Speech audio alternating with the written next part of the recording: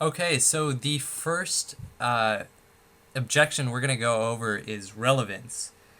So, just in simple terms, relevant evidence, also known as logical relevance, is any evidence helpful in determining the outcome of a trial.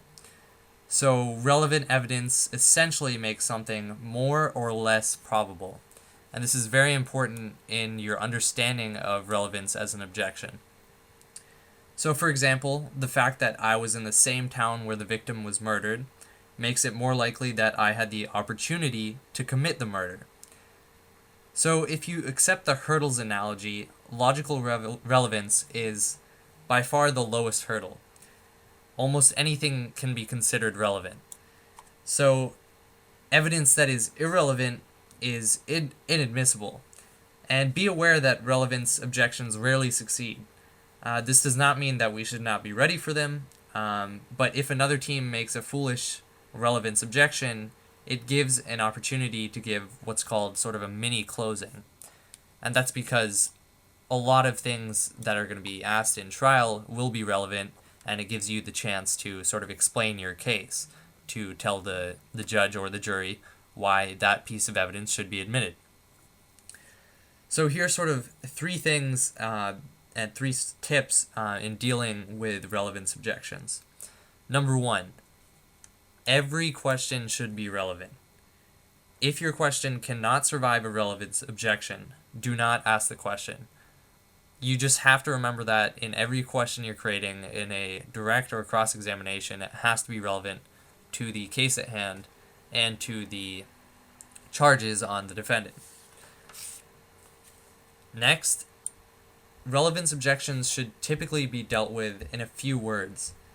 So you could say, this is foundational for further testimony regarding breach of duty, or this goes to the witness's bias. These are perfectly sufficient responses to relevance objections, and they're fairly short and concise. The exception to this is when a team makes a foolish relevance objection and allows you to give a mini closing. So, some common responses: bias is always relevant. This is going to come up more often than you think. And if it is a lay witness, any question that challenges their ability to perceive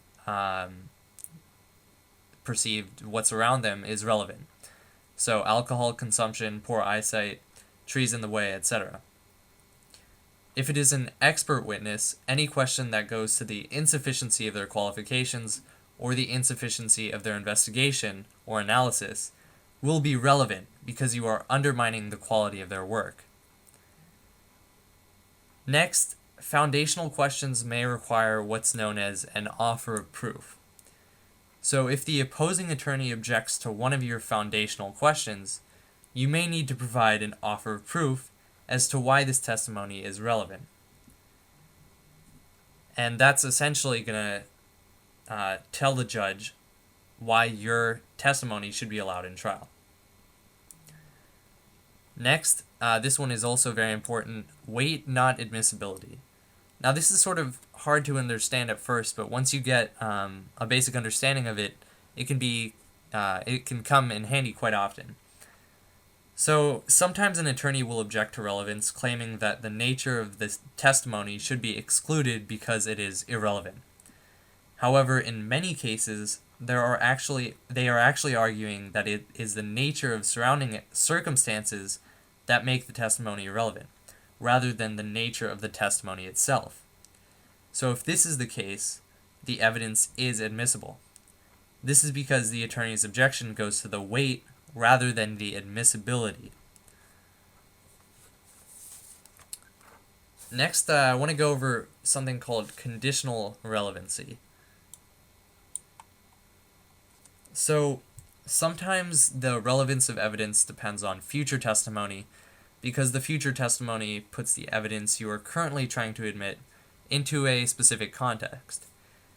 This problem is unique to mock trial because you are not allowed to recall witnesses. You need to get everything out of a witness the first time around. And evidence that will become relevant later on is called conditionally relevant testimony that is subject to connection. So essentially, with conditional relevancy, because in mock trial you're not allowed to recall witnesses, you can allow that evidence to be brought in at the appropriate time. Next we have something called legal relevance. So the legal relevance hurdle is a bit higher than logical relevance. Legal relevance excludes evidence for basically the following reasons. 1. Unfair prejudice. So the probative value of the evidence is substantially outweighed by the danger of the prejudicial effect. Essentially, the main two words in that are probative and prejudicial. Probative meaning that it implicates the defendant, and prejudicial meaning that the jury would be swayed in their in how they interpret the evidence brought in an unfair way. Thus, it being called unfair prejudice. So this is sort of the basis for the more prejudicial than probative objection, which we'll talk about later. So just keep that in mind. And next, we have the needless presentation of cumulative evidence. And this forms the basis for the cumulative objection. And essentially, we'll talk about that later, but essentially it's bringing in evidence over and over again to the point where, we get the point. There's no further explanation that's needed. Now, with unfair prejudice, the most important thing to know is that it should never be made in a bench trial. So only in jury trials and not in bench trials. Now the reason for this is that telling the judge that evidence is going to prejudice their decision-making process is not something that they will take as a compliment. However, if it is a jury trial, a judge may entertain this objection, although it is at their discretion, so you may not always win that. And lastly, with cumulative, this objection, as I said, is the equivalent of saying, we get the point already.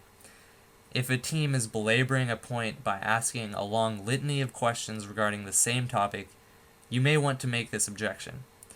However, use this objection sparingly. If the judges look bored out of their minds, let the attorney continue to put them to sleep. If the judge is looking at you expecting an objection, be ready to object so the judge can order the attorney to move on. So that concludes our discussion of the relevance objection, and our next video is going to discuss a very big and important objection known as hearsay. Thank you.